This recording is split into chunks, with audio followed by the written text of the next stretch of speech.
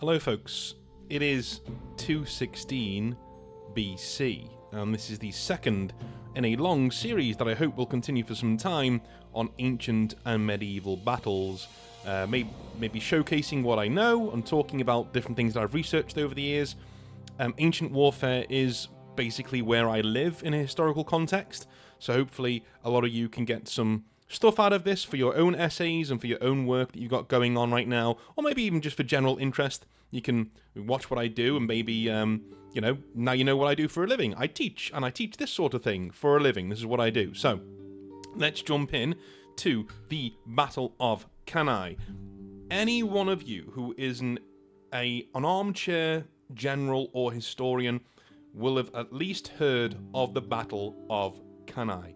It is essential to not just the fall of Carthage, but the rise of Rome in many different aspects.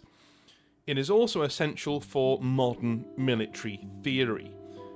Every general at West Point will learn about the Battle of Cannae eventually, at some point. It is considered essential. As when you're reading, say, the Stoics, you need to read the Meditations, maybe the Poetics by Aristotle, you need to read things like that. Well, if you're going to be a general, you need to read about Hannibal. And today, we're going to do just that. We're going to do a deep dive into Hannibal and the world that spawned him, and the battles that he fought in Italy, culminating with Cannae, which we're going to give our main focus to. So, here is the world in the Mediterranean around the time that we're talking about. The First Punic War has been lost by Carthage. It's not a devastating war to lose. They have to give war an indemnity, and they lose Sicily, which is a big blow. But they're far from finished. They're far from done. But there is a lot of resentment towards Rome by Carthage, who see them as some sort of usurpers in the Western Mediterranean. Carthage, up until this point, has started to take over Spain as a replacement for Sicily, and they're doing very, very, very well.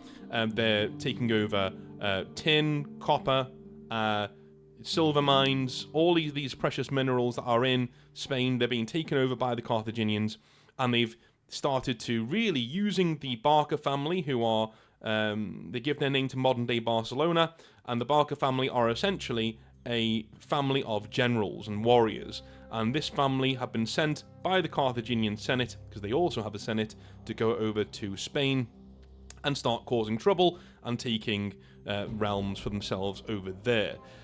Now, Spain is not a part of Rome at this point in time, but another Punic War is on the horizon, and everybody seems to know it, especially the Barca family and their greatest son, Hannibal. So, let's have a little look-see at what's going on under the hood of the Battle of Cannae. So, it is 216 BC. We're a few decades before our last battle at Cannae, and we are in the heart of the territory of the still fledgling Roman Republic, not far from the ancient village of Cannae. You can see it there on the screen. To the right-hand side is Cannae, and here is a lovely little picture of the... Oh, not that one. I think it's this one, maybe? No. Where is it? Which is the one that I had that I wanted to have a little look at? I thought it was great. I think it's this one. Yeah, I think it's this one. Whoop, that's my image. There we go. This is Cannae right now. So if you go to Italy, here's what it looks like. Rolling, lovely fields, quite idyllic. You can walk through it. Very, very nice. This monument is there to commemorate the battle as well. So nice big open fields on which the Romans can move about their rather large legions they've got running around all over the place. Cannae itself is a small village. It is mainly used as a depot for farming goods and agriculture, grain, silos, things that you need to feed armies in the ancient world, and that's why it will become of such importance later in our tale. Here, the Carthaginian general Hannibal Barca is seeking to break the back of the Roman military machine in its infancy and to change the course of history. The Romans after 2 stinging defeats against Hannibal at the battles of Trebia and Lake Trasimene, are determined to overwhelm him with absolute force in the field. For some time now, the Romans have avoided battle. This policy of Quintus Fabius, which we will get into a little bit later on, has been very, very, very good at starving Hannibal and forestalling him from what he loves, and that is open battle, pitched battles. He's very good at those things. Hannibal's march across Italy, though, has strangled Rome's allies, who have grown desperate, however, and now 2 consuls, Gaius Varro and Lucius Paulus, have been elected to chase down Hannibal and finally bring this upstart to a decisive battle. This is the Battle of Cannae, and, whilst decisive and legendary, it is also a battle that serves to do nothing in the long run but awaken the Roman stubbornness, manpower and might that will supercharge it to have the whole Mediterranean in a stranglehold within a few centuries. Let's see how this happened and why. With our first part being the legendary, the brilliant march of Hannibal across the Alps. So this conflict had been coming for a while. The Barca family has by now been a thorn in the side and a storm on the horizon of Rome, thanks to their securing of the Iberian Peninsula, or much of it, for Carthage, their home city. The First Punic War had ended in defeat for Carthage as it fought Rome over territory within the Mediterranean and, of course, Sicily, which they lost in that war. The war indemnities placed upon Carthage were supposed to cripple the state, showing typical stubbornness that many nations show in this period in the face of defeat. Carthage simply moved its gaze to another theatre of conquest, further west this time. Under Hamilcar Barca, the father of Hannibal, the Carthaginian forces ran roughshod over Spain, claiming its vast mineral wealth in the process for Carthage. This allowed Carthage to recover remarkably quickly and pay off their debts to Rome, but the spectre of hatred towards the Romans would never abate in the heart of the Barca family. There is a legend that Hannibal was made to swear to always be an enemy of the Romans by his father, but the accuracy of this is, of course, disputed. We never know. We don't know if that happened or not, but a bunch of sources around about the time tell us, but they're all still secondary, so, Regardless, though, when his father was killed in a skirmish, Hannibal brought the conquest of Spain to a conclusion before turning his eyes towards Rome itself. Rome feared the growing strength of Carthage within Spain, and so allied itself with the city of Saguntum, which was an important nexus of trade in the region. They sought to curtail the expansion of Hannibal, but they were dealing with the wrong man. As we can see, Saguntum there is on the coast. That's why I've left this on. We were doing a bit more artwork a bit later on, but Saguntum is there on the coast, basically facing the Mediterranean, so that is, those are Rome's allies, and Rome is determined to keep Hannibal away from them, to protect their allies. At this stage in history, we're just coming out of the Greek period, and the Greek period was all about allied city-states. It was all about one city-state, leading a league of sorts of others, right? The Delic League being one, the Aetolian League being another in Greece, led by Athens and Sparta, respectively, the Chian League as well. And later on, we do have a more kingly, emperor-like state forming under Alexander, which then breaks apart. But still, the visage of that way of ruling is still very much the norm in most of the Mediterranean. Alexander as an emperor, as a king, he was never an emperor, he was a high king, basically. Alexander was an outlier, and so were his generals. They're outliers in being kings. Most massive nations, like Rome and Carthage, are actually leaders of leagues of other cities. With Rome, as you can see there on the screen, leading several Italian city-states, but all of Italy is not even under Roman control, right? It's still technically in its infancy. So, Hannibal, considering Saguntum to be already deep within Carthaginian territory in Spain, which it technically was, as you can see from the map, he laid siege to the city and took it after an 8-month encirclement of it. The booty from the city was sent directly back to Carthage to accrue their support for his coming war, which they duly gave despite the protests of Hanno the Great. So, in Carthage, not even everybody supports this war with Rome that Hannibal clearly wants. He's taken over from his now slain father Hamilcar in Spain. He's brought the conquest of Spain to a conclusion. He's hammered out the new borders of where Carthaginian influence stops and begins, and he sent all of this cash booty back to Carthage to basically say, hey, look, this is what I took from Saguntum. Imagine what I can do if you let me loose at Rome, right? And the Carthaginian Senate go along with him. They're very happy to see him go on his merry way to try and attack Rome. Hannibal had his war now. He's happy. He has his war. And Rome prepared to meet him. No Roman could have predicted what Hannibal would do next. Two great armies were raised to bring the war to Carthage at Rome. So Rome is raising armies to invade Carthage. The first would head west, over land and into Spain, and the other would head by sea to North Africa itself, and of course to Carthage. So a two-pronged attack they're going with. Hannibal, for his part, showed an adept awareness of what the Romans were thinking, and he anticipated what they thought he would do, before doing the complete opposite. And Hannibal, this is his main strength. He's extremely good at assessing his enemy and knowing how his enemy thinks, and using that knowledge accordingly in battle, which we will see a bit later on. The Romans expected Hannibal to defend Spain, or even to be recalled to Carthage to fight a defensive war, but he did neither. Instead, he raised an army, including many war elephants, and marched across the Pyrenees Mountains and into southern Gaul, which is southern France. We can see it on the map here. So he goes across the Pyrenees, and we can see there, and towards Marseille, or Massilia as it is now, across southern Gaul towards the Alps. Alright.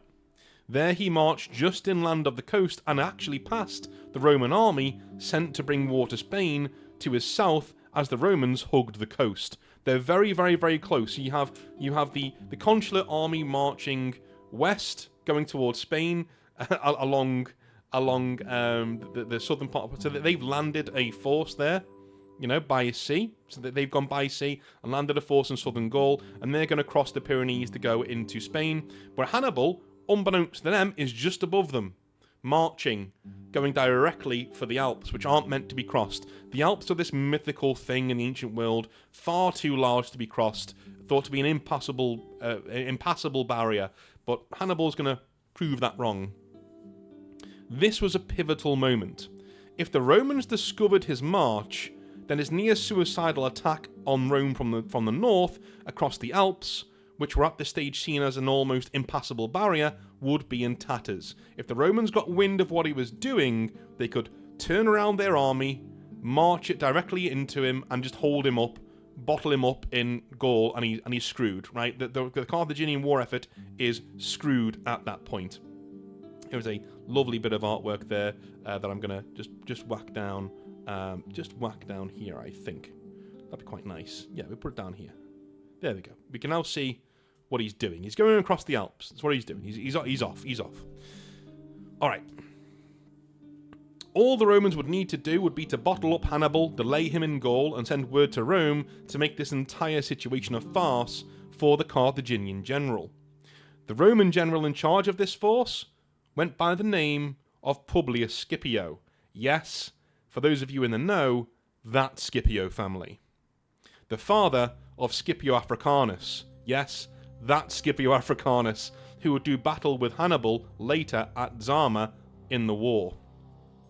A battle we will cover on another day, don't you worry.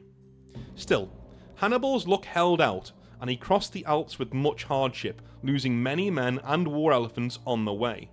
So as we can see here, Hannibal is not so much traumatized by the crossing, but he loses a lot of people. There is even a big story told of when he comes across a rock formation he can't get past, and his men are starving, so he orders them to be covered with gone-off wine, basically vinegar, boiled, and then cold water to be thrown on the rocks to shatter them, which is very, very clever when you think about it, but, it is what it is. Whether Hannibal actually did that or not, we don't know. It's just one of those things. It could be an anecdote. It couldn't be. We don't know.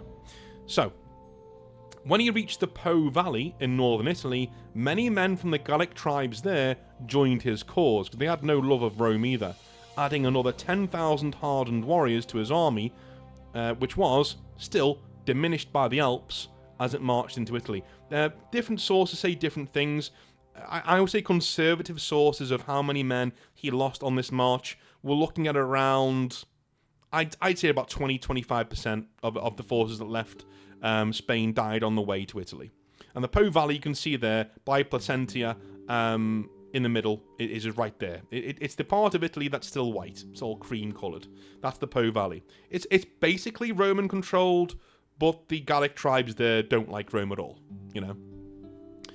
Publius Scipio, for his part, raced back to Italy on ships to meet Hannibal at the Battle of Ticinus in November of 218 BC. There, Scipio was severely injured in a minor defeat that encouraged yet more Gallic tribes to join Hannibal, and with this behind him, the Carthaginian general fought battles against united Roman legions at Trebia and Lake Trasimene. At both battles, Hannibal outmaneuvered the Romans and used the terrain to his advantage, backing the Romans into the Trebia to slaughter many of them, and then at Lake Trasimene, ambushing the Romans against the lake to again hand Rome a stinging defeat. And we can see that on... I need to start naming these, don't I? Let me just take this off for a minute. There we go. There we are. Yeah, here we go. We can see all of these battles here. So, at the Battle of Trebia in 218, this is just after Scipio's had to go to Rome injured. He forces the Romans, a larger force of Romans, back into the river Trebia and essentially annihilates them against the Trebia as they try and cross it to get away from his army. And at Trasimene, a much larger Roman force is marching across to the side of the lake towards the Carthaginian camp, which is left purposely exposed. He then ambushes the Romans from three sides, driving them into the lake itself and drowning many of them in the lake. Two massive defeats that Rome has suffered, losing a lot of men in the process. These are not close battles, these are massacres. Hannibal loses men too, and the crux there is Hannibal loses men that he can't really replace. Rome can. But these defeats will start mounting up for Rome as we go along in this campaign that we're following along here. At this point, Polybius tells us that the Romans were in an absolute panic at their inability to quell Hannibal, and, fearing yet more demoralising defeats in the field, they would elect a man to starve Hannibal on what he thrived on: open battle in the field. You have to remember as well, the Romans at this time, they're expecting, shall we say, you know, another defensive war that they're going to fight against Carthage, right? They're going to fight an offensive war, they're going to go to Carthage, they're going to do their bit, you know what I mean? Take them down one by one, and all of a sudden this madman turns up and just marches across the Alps, which is basically akin to, you know, a Napoleonic army being hit with F-15s, you know, just over the nearest hill. It's like, what is that? What is that war elephant doing in northern Italy? This is crazy. That kind of a thing. He doesn't have many elephants left, and all of them do die in this campaign, unfortunately. But at the same time, the Romans must have been shell-shocked, not just to see Hannibal there, you know, at their northern border with a massive army, but to lose against him twice in convincing fashion. That would have sent shockwaves through Italy and the Roman state, and a lot of Rome's allies are starting to rethink their strategy of being loyal to Rome at this point. But that brings us to one of my favourite people from ancient history. I know, it sounds weird, but it is. His name's Quintus Fabius. He's my dude. I like Quintus Fabius. And he leads something that's known as the Fabian strategy, or the Fabian strategy, as we call it in Liverpool. He was appointed dictator by the Roman Senate to steer them through this crisis, and through his wisdom, he could see where the fragility of Hannibal's allied army lay, or where all of the fragilities of it lay. Now, here's the thing. Nowadays, the word dictator is something that's used almost universally as a negative. It's used as a negative. People don't like to be called a dictator. But in the Roman Roman times, a dictator was a good thing. It meant that for a year, one man is given complete rule over Rome to steer it through a crisis, right? He cuts through all of the red tape, all of bureaucracy. Whatever he says happens. It was a break glass in case of emergency set of powers that they can give to one man to steer the state through a crisis. And I really like the Romans for this, because they knew, like, democracy is all well and good, even though it's not modern democracy. Like, we will get into this eventually in other videos of exploring Roman stuff, but Roman democracy was not our democracy. It was more resembled an oligarchy, if anything like that. But anyway, what the Romans do is that they know that this democratic system can slow them down when people arguing and talking over each other. So in the end, they bring in a guy, they vote him powers, and they say, fix it. It doesn't matter. You can't be prosecuted for anything you do when you're a dictator. So fix it. It doesn't matter what you do. And we will do exactly what you say. The law says for the next year, we have to do exactly what you say. You cut through all the red tape. So, here's what he does. Quintus Fabius realizes where the fragilities of Hannibal's allied army actually lies, right? All of fragilities, he recognizes where they are and can pinpoint them. Instead of bringing battle to Hannibal, he ordered Italian villages in his path to burn their crops and head to Rome or other fortified areas to live instead, mostly at the expense of the state. So, if you burn down your crops and you come in to live in Rome, we will pay you, we will give you, subsidies, you will not starve, basically. You will not be on the street, you'll get your own place, you will have somewhere to stay. Right? So, he had fast, mobile skirmishing forces harass Hannibal's army and its supply lines, inflicting several very minor but still tiring and morale-sapping defeats to him without ever remaining in one place to allow him to face the Romans in the field. He had clear lines of communication between Rome and its city allies in Italy, knowing that Rome losing their support was just what Hannibal wanted, so he could have truly free reign across Italy. He commanded his scattered forces to take and hold high, rough, hilly terrain to completely negate the expert cavalry work that Hannibal was so well known and feared for.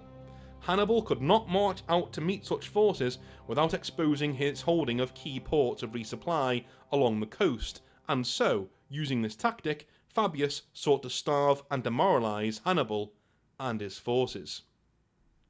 Hannibal's army was really only united by one thing: the hatred that they felt for Rome. Right? They didn't like the Romans at all, right? And they're united by that wanton hatred of the state.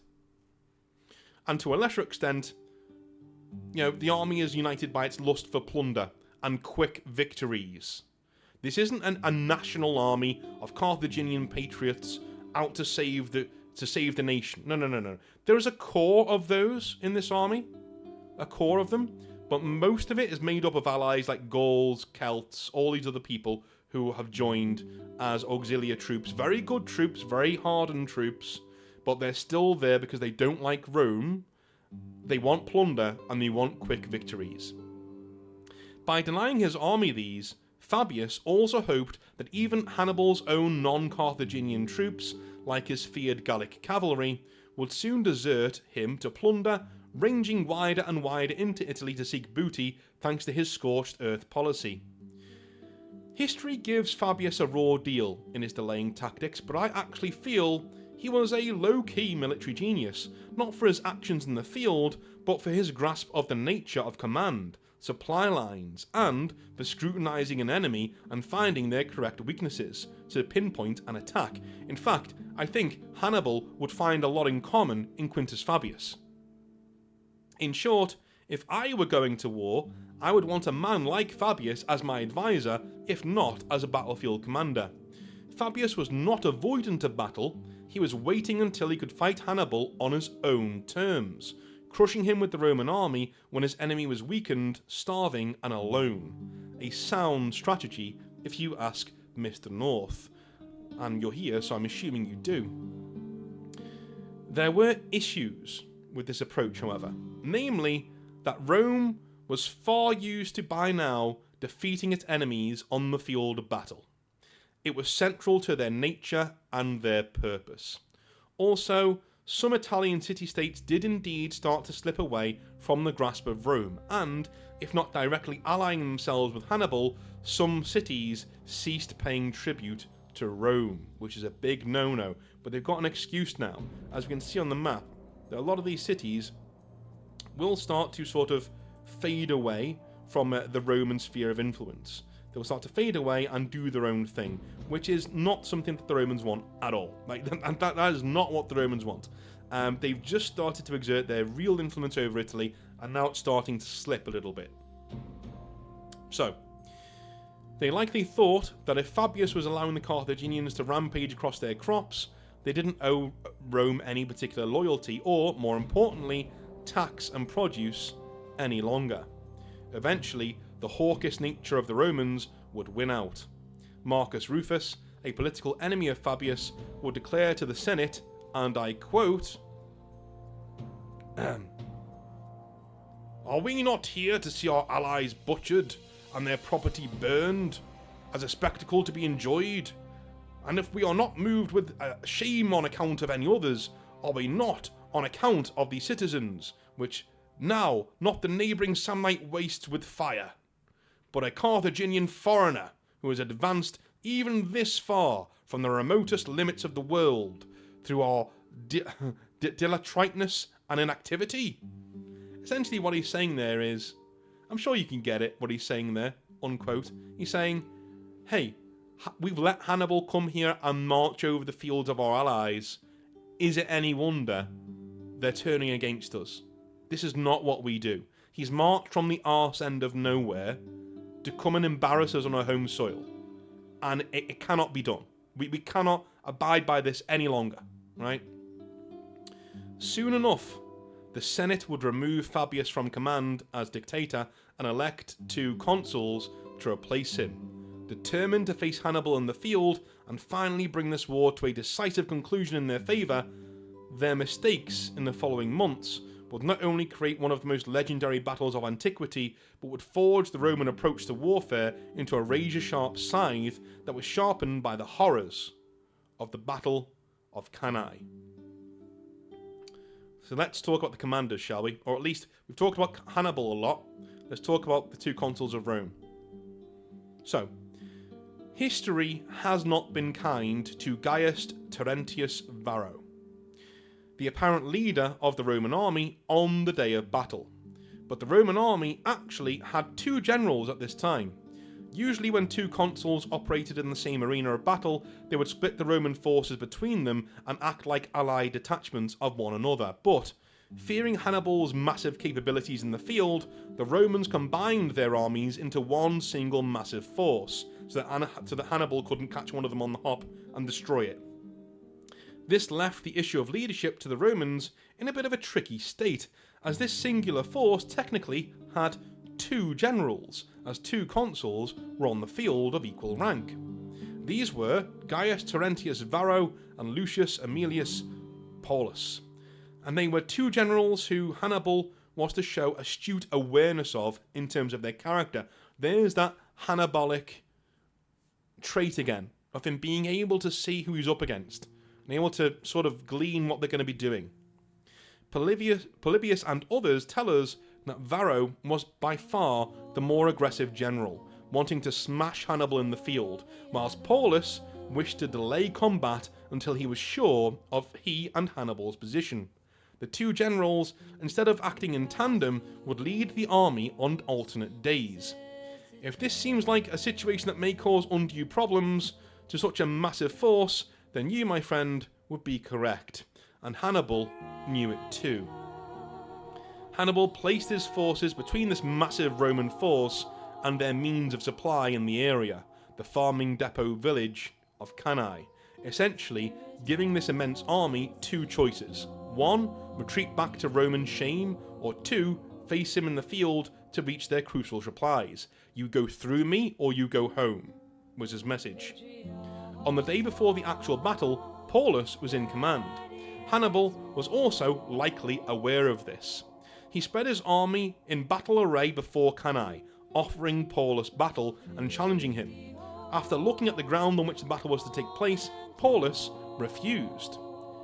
Think about the confidence-sapping effect this would have on your own troops. The Romans heavily outnumber the armies of Carthage, this ragtag band of Celts and Rome haters, but your general refuses to fight on what looks like ideal open ground. The next day, Varro would have no such qualms. And this is where we finally come to the Battle of Cannae. What we're going to do is I'm going to talk you through what happens, then I'm going to talk you through the battle itself, as we can see it in Rome Total War, then I'm going to talk you through the aftermath of what was going on. Alright, so I'm going to just make sure we got the battle map on here so we can see what's going on. Whoops. There we go. Here is the map of the battle. Here's what's going to be going on. It comes in two phases. The first is this one, and I will be getting into, the second one in a minute. There we go. Lovely. All right. Before the battle, right. I don't quite scratch there. I needed to scratch my nose. Before the battle developed, Hannibal again was seeking to take moral victories from the Romans. He raided their supply camps and harassed their scouts wherever they attempted to make their way to vital water sources near the battlefield. Whilst the Romans won an initial skirmish a few days before the battle, this only sought to heighten the confidence of Varro. Polybius tells us that Paulus was cautious to approach battle on such open ground because of the talent and number of Hannibal's expert cavalry forces, but on the day of the battle, this advice was ignored. It is important to remember that when we are being told about the generals of the Romans by near contemporary sources, like people like Polybius make a lot out of Varro's lack of noble bearing, quote unquote, and that he came from a relatively poor family by senatorial standards. If that seems odd, a thing to put in a treatise about a battle, you'd be correct. What does it matter where the general comes from as long as he's good at his job, you know? Importantly, Paulus would actually end up being related to the ultimate victors of the Second Punic War, the Scipio family, and so his name would be spared a lot of the blushes of Cannae. Well, you know, Varro had no such allies. Again, it is extremely good historical practice to examine who your sources are and what they are saying about your subjects. It's very important. Even if an ancient source is, well, ancient, it doesn't mean they're without bias. It doesn't mean the further back in time you go, the more reliable people get, right? If anything, I would say a well-learned scholar right now is probably a better source than somebody who lived 50, 60 years after the Battle of Cannae, like Polybius did, sometimes. Polybius is really good because he has all of the information there to hand, and it's much more, you know, it's just happened in a historical context. But in terms of his biases and things like that, and when he gets drawn into things, it's much more good practice to read everybody, not just one or two people because they're from the time period or around the time period. But it's very good historical practice. Get that, please. Make a note of it. Okay? Examine who your sources are. Are they primary or secondary?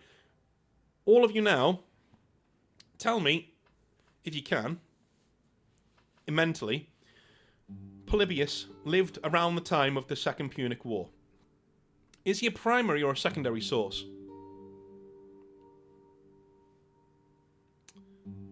We'll get into what these sources are in another video when we talk about historical practice. But is he a primary or a secondary source? Okay, Polybius technically is a secondary source. He was not at the Battle of Cannae. He was not around people who've been at the Battle of Cannae. He's writing a generation or two after the battle's taken place. A good couple of decades at least after the battle takes place is when Polybius is writing. So he was not there. All of his accounts are either second-hand. Well, they are second-hand because he wasn't there, right? So that's what we're getting at here. This is what Polybius is. He may be contemporary. He's a contemporary source. So he's there around about the time, but he's not a primary source. That's two different things. So a primary source of the Second World War would be General Montgomery, right? That's a primary source of the Second World War. Anthony Beevor would be a secondary source. He writes about the Second World War. He's got access to people who fought in the Second World War, but he wasn't there himself, and he didn't fight in the battles himself, you know? That's what we're talking about here. So be very careful on who your sources are and where you get your information from. Alright. Here, though, we are told by several sources that Varro was brash, and perhaps he was. But does him having little senatorial blood in his veins really constitute all of the blame for Cannae being placed upon him?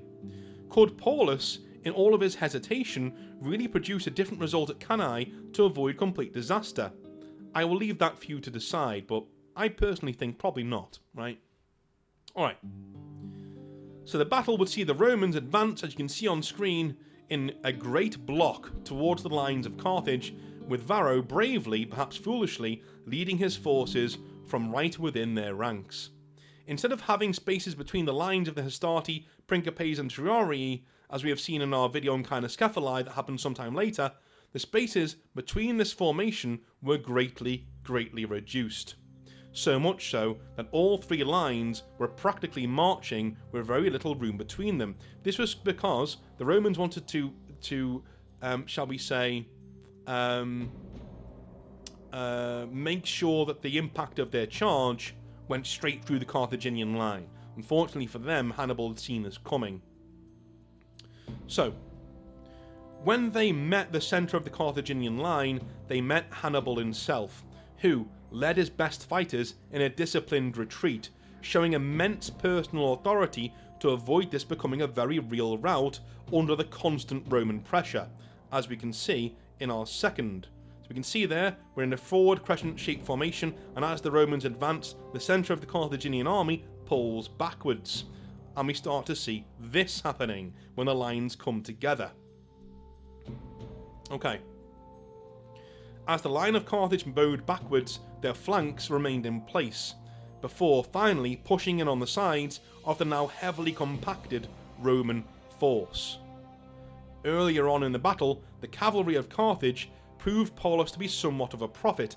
They charged the Roman cavalry and skirmishers and eventually drove them from the field, riding off to loot the Roman supply train before circling back and returning to the fight.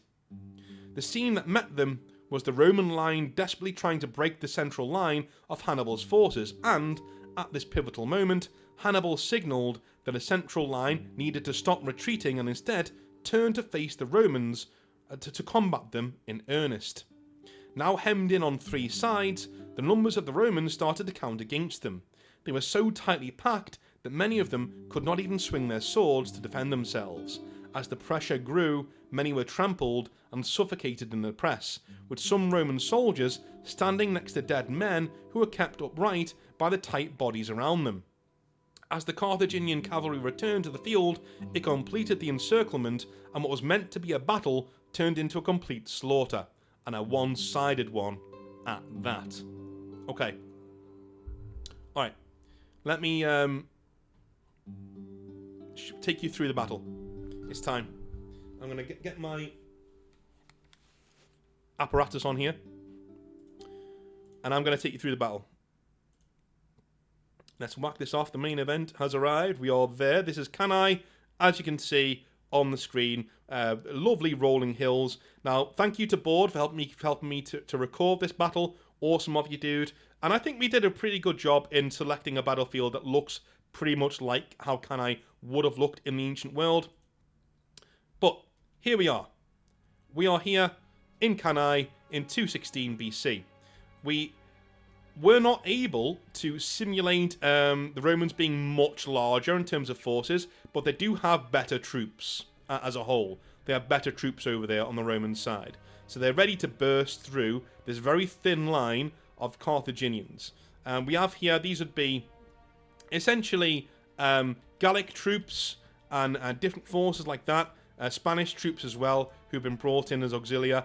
We will have, obviously, different forms of pikemen and other formations that were in Carthage as well. And Hannibal here himself, who is on foot.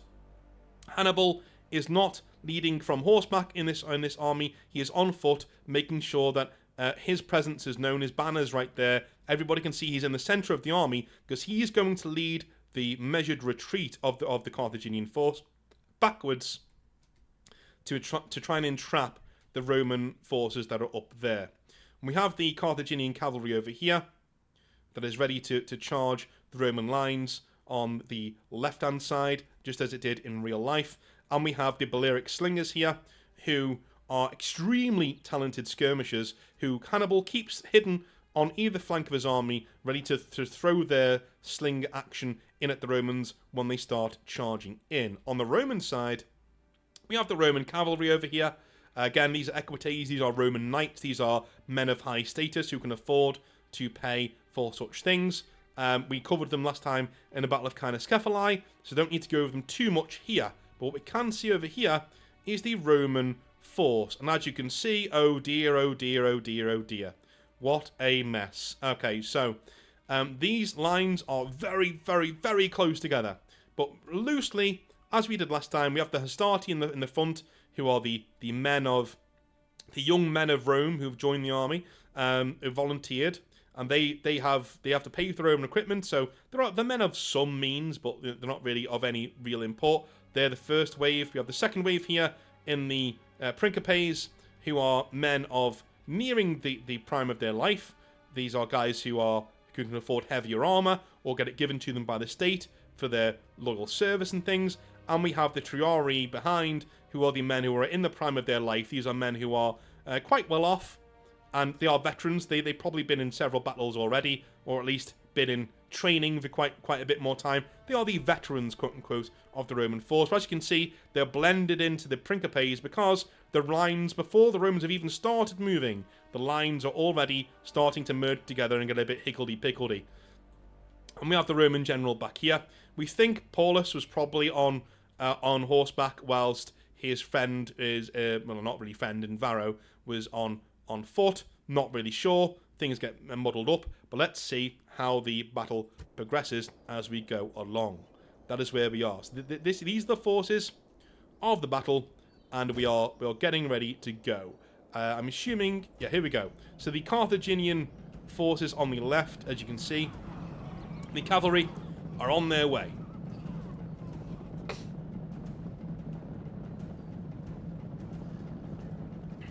They're heading out there, just surveying what's going on. Eventually, they will get the order to attack the Roman cavalry, and we'll see what happens from here.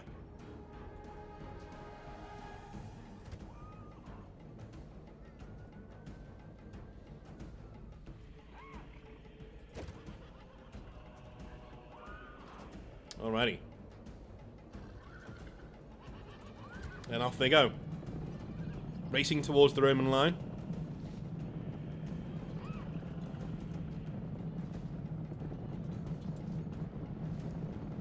Romans respond in kind.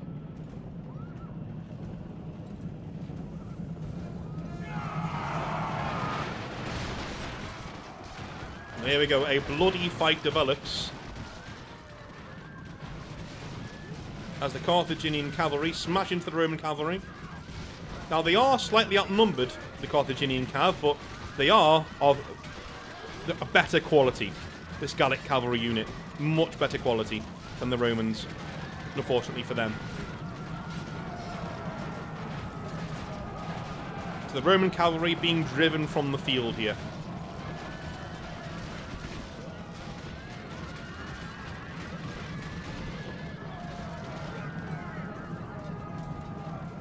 That's an issue. Now, maneuverability on the battlefield is essentially belonging to Carthage. That's what we have right now.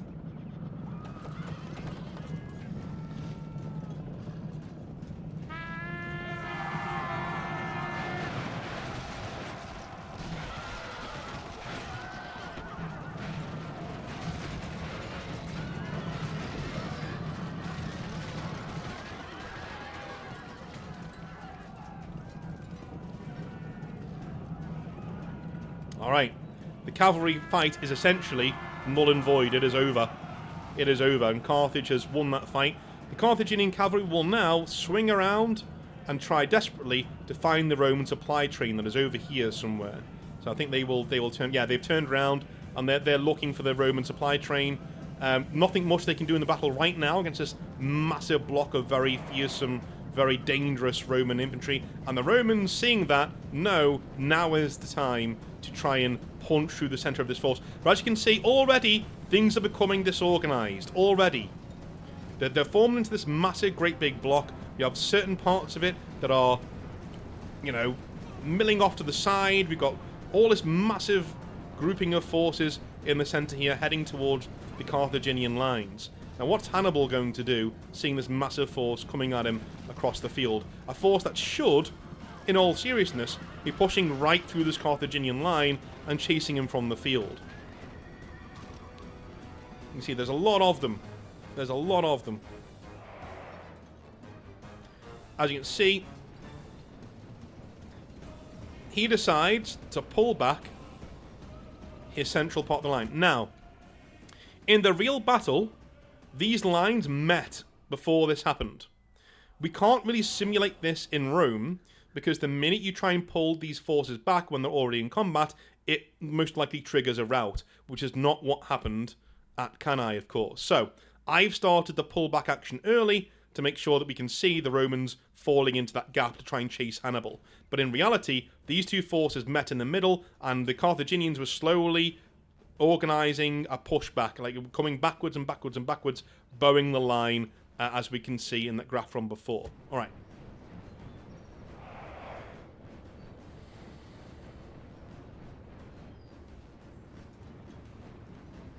See the Romans taking the bait now. Straight into that gap. Now, I know this looks a bit odd, because they're ignoring the troops on the side, but you have to remember, in your head, the fighting is going on in the middle, so they're a bit too preoccupied with fighting the central Carthaginian line and trying to smash through it. Because if they can smash through it, if Paulus and Varro can smash through this line, they essentially break the Carthaginian force in half, and the battle's over. The battle's over. They win the battle. So they will start throwing the pilum now, as the Romans will want to do.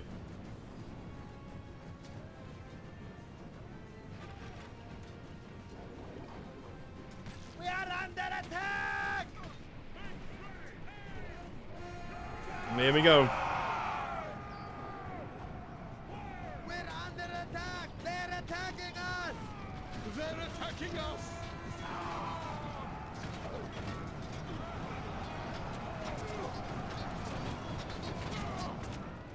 So as you can see, as that has happened, our side forces have started moving to the sides, right? Staying out of the fight, not antagonizing the Romans, staying out of the fight. And now you can see the box starting to close.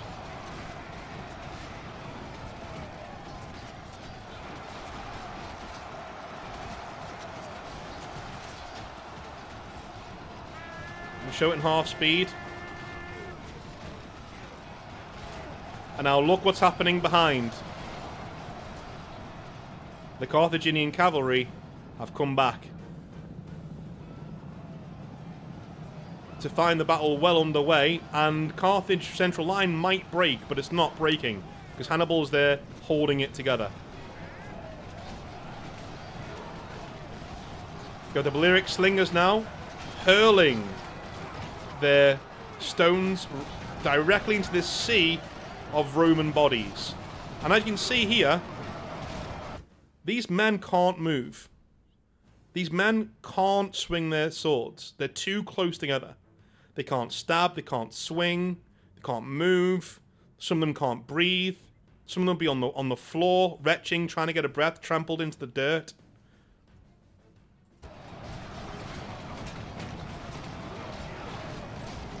All of their numbers count for nothing. Flees like a frightened child.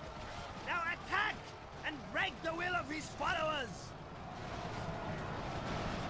A rout starts to form as the Romans try to run backwards out of the box, realizing far too late what's going on. And now we can see the Carthaginian cavalry at the back closing the trap, closing that box.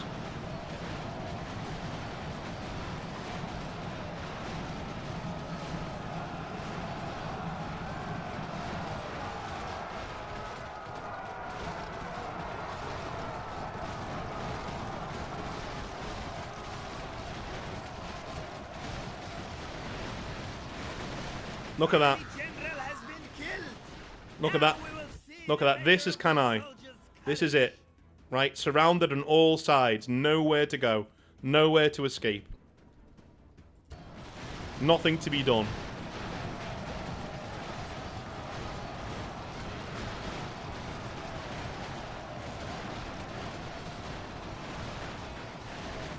And the slaughter doesn't stop. That's important. Okay? Hannibal knows morale needs to be sapped from the Romans, from the city, not the armies, the city. It needs to be gone, sapped away.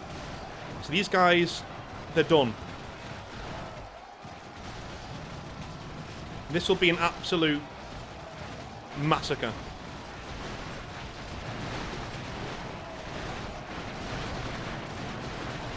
As you can see there, that it tightens and tightens and tightens and tightens. And the cream of Roman aristocracy is cut down in this incredibly tight. Look at that. Like, the game is even freaking out because these men in reality would be just suffocating. They'd be dead. They'd be trampled. This is butchery. This is not fighting.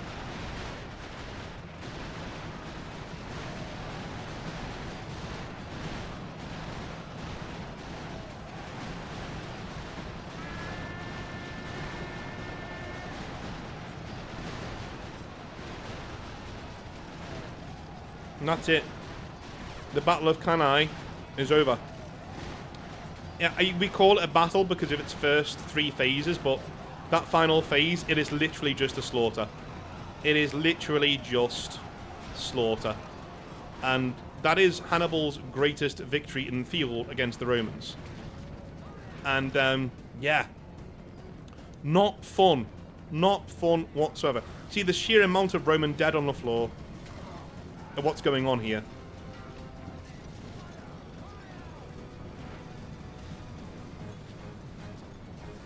Victory lies in your Anyway, that is the Battle of Cannae according to Rome Total War. Anyway, let's get our pictures back up so we can see what is going on and just how it is going on. Okay. Not great for the Romans. I'm sure you will attest that was not a good day for Rome. So, let's talk about numbers. So Dr. Adrian Goldsworthy is a very good scholar. I really do recommend his series on Caesar. His book on Caesar is very good. He states that the rate of soldiers being killed in such a short period of time at Cannae would not be equalled or surpassed until the Battle of the Somme. The Somme, as in World War I in the first decade of the 20th century. Cannae takes place in 216 BC. There have been other scholars who have disputed the numbers of dead being so high. Polybius gives them as around 70,000 killed of the 80,000 who took the field for Rome on that day. A force of 80,000 Romans and only 10,000, barely that, according to Polybius, got away on the day. Which is an obscene amount when you think that these men are being killed with sharp pieces of iron rather than bullets. This is not a battle, it's butchery. Cantabile, an Italian historian in the late 1800s, gives his estimation of the Roman losses at under 20,000. Bit of a biased source there, because he's an Italian, but, you know, which seems far too low for such a traumatic loss. So I take that number and I discard that number. I don't think it's very realistic at all.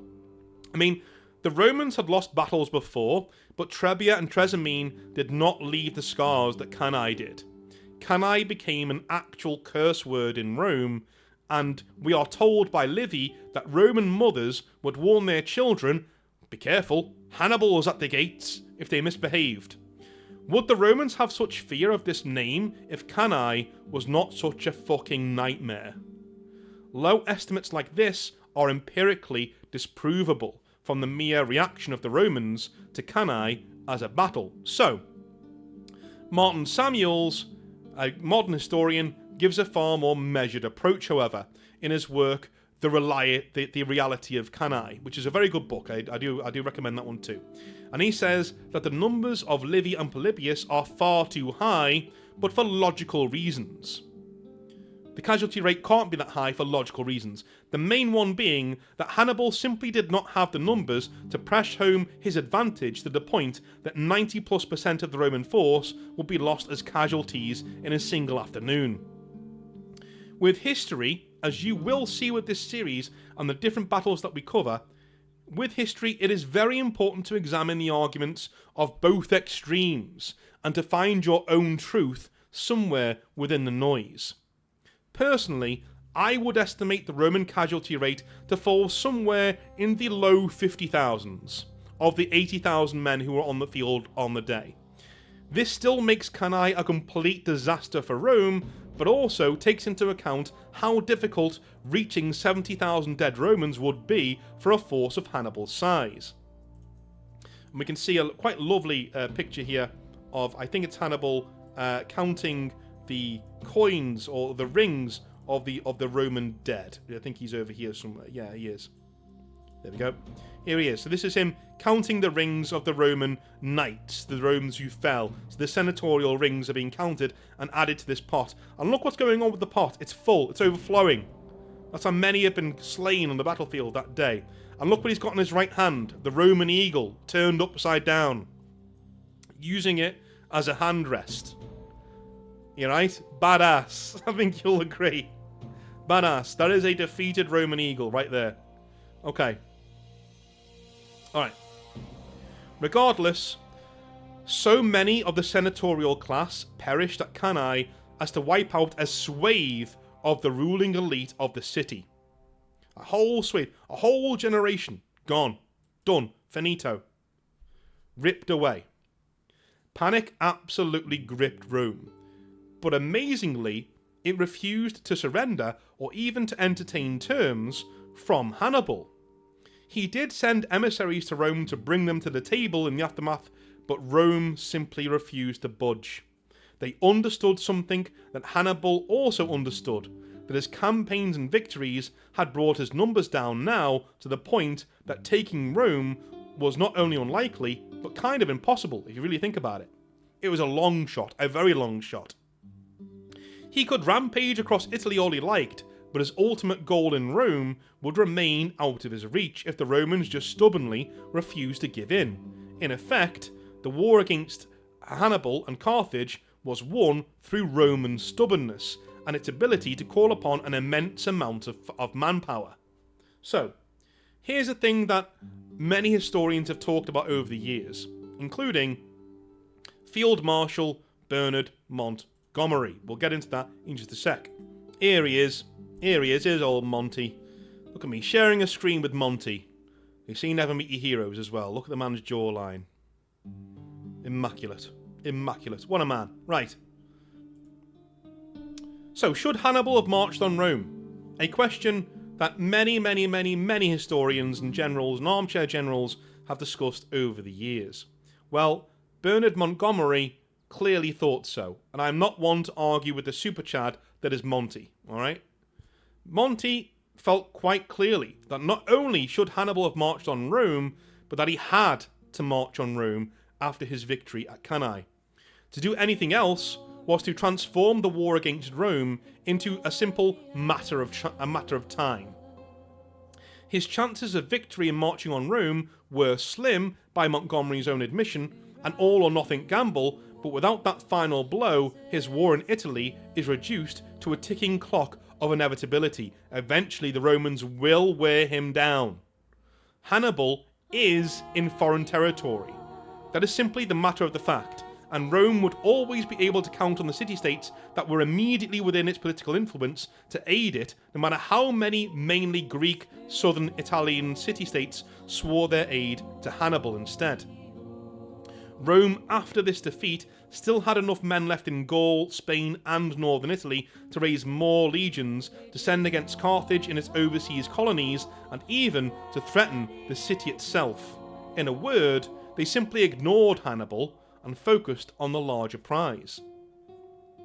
Would marching on Rome work though? Well, Even by Field Marshal Montgomery's own admission, it would be a long shot, a gamble against the odds, but it's the kind of gamble that generals like Montgomery loved taking and reading about.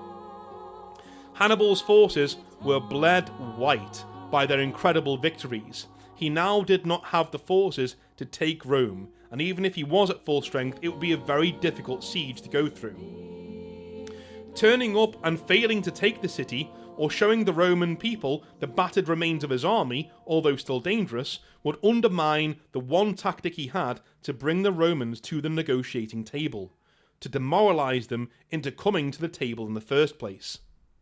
Hannibal did not want to crush the Romans utterly. Well, perhaps he did, but he was not fool enough to think that that was ever on the table. It was never an option.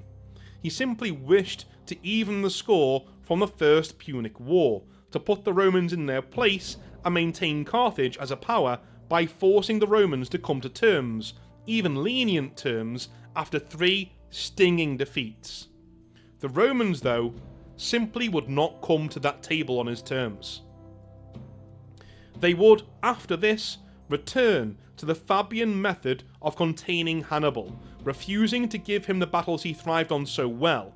In the end, when Rome made a concerted push into North Africa under Scipio, who would become Africanus, the son of the Scipio who was wounded in some of Hannibal's first battles in northern Italy, Hannibal would be recalled from Italy and would sail home to confront the Roman army general at Zama later on. There his forces would be dealt a resounding defeat as the Romans finally got to grips with the mind that was Hannibal. Or perhaps luck just did not favour him on the day. Every general needs some luck, and maybe Hannibal's ran out at Zama, and we will cover Zama another time. With this, the Second Punic War ended in defeat for Carthage, and, whilst the city would recover, its status as a superpower in the Western Mediterranean had largely ended. The loss at Cannae would be a turning point for Rome, essentially showing the Romans where the weak points were in their own methods of war. Cannae changed the Roman army. Soon it abandoned many of its Greek-inspired blocks of infantry for more flexible maniples that would prove decisive at the Battle of Ilipa against Carthage in Spain, Zama against Hannibal himself, and of course at Kainos Caphalae that we covered last time. 2 generals leading the Roman army on alternate days was also a rule that was completely scrapped after this. Single commanders, usually consuls or men of rank within the Senate, would lead their own armies in the field. This would eventually lead to the Marian reforms of Gaius Marius and to those armies becoming more and more beholden to the generals that led them, almost as a private army. This in turn would lead to men who would destroy the Republic and transform it into the Empire. Cornelius Sulla, Gaius Julius Caesar, and Gaius Octavian, what I like to call the 3 first kings of Rome. Rome does not rise to the status it achieves without painful lessons like Cannae. Iron sharpens iron, and in Hannibal, the Romans had the greatest whetstone a nation has ever had in terms of learning, eventually, from its mistakes. And that is the Battle of Cannae. I hope you enjoyed it. I'll be back next time when I figure out what I'm going to do next. Have a wonderful, wonderful rest of your day, and I'll speak to you very, very soon, alright? Have a good one. Bye now.